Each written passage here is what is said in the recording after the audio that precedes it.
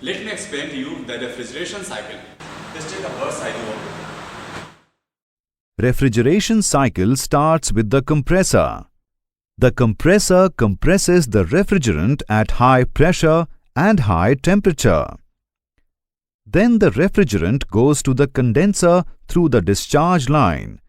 In the condenser, the refrigerant changes its state from gas to semi-liquid and leaves the condenser in liquid form. The refrigerant, which is now in liquid form, moves to the capillary tube through the strainer. In the capillary tube, the refrigerant releases its pressure, and from here, the low-pressure refrigerant moves to the evaporator through the capillary tube. In the evaporator, the refrigerant absorbs heat and gives cooling by evaporation. From the evaporator, the supersaturated gas reaches the compressor through the suction line. The pressure and temperature of the gas is low. From here, the entire cycle is repeated.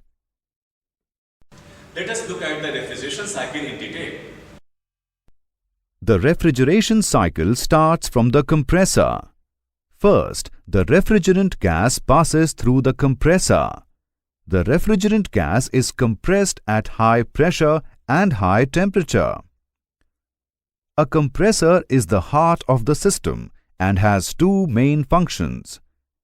It works as a pump to control the circulation of the refrigerant. It converts the low-pressure refrigerants into high-pressure refrigerants.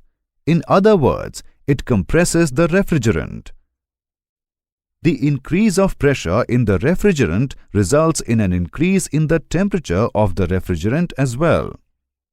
After the refrigerant flows through the compressor, it goes to the condenser.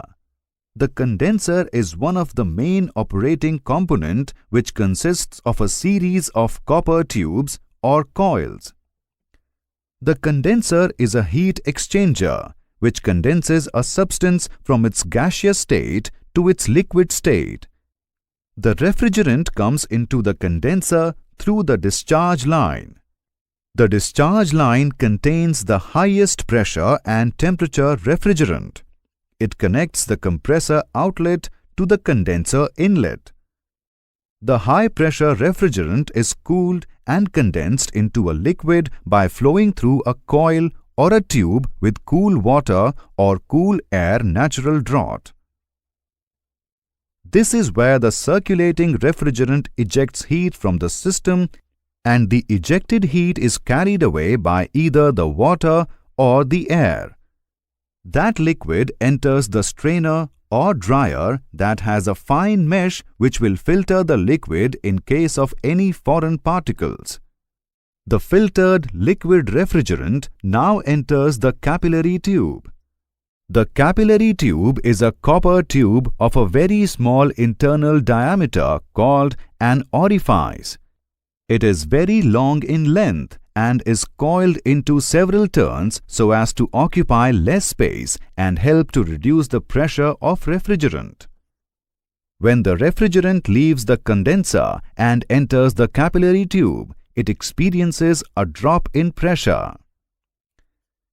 At last, the refrigerant vapor comes into the evaporator in the form of a spray. When the liquid refrigerant comes out of the small capillary tube, it comes into the larger tubes of the evaporator. It comes out in the form of a spray. There is a drop in pressure which allows the refrigerant to expand back into a gaseous state. This change of state from liquid to gas absorbs heat. The gaseous refrigerant travels through the evaporator tubes and back to the compressor through the suction line to begin the circulation process again.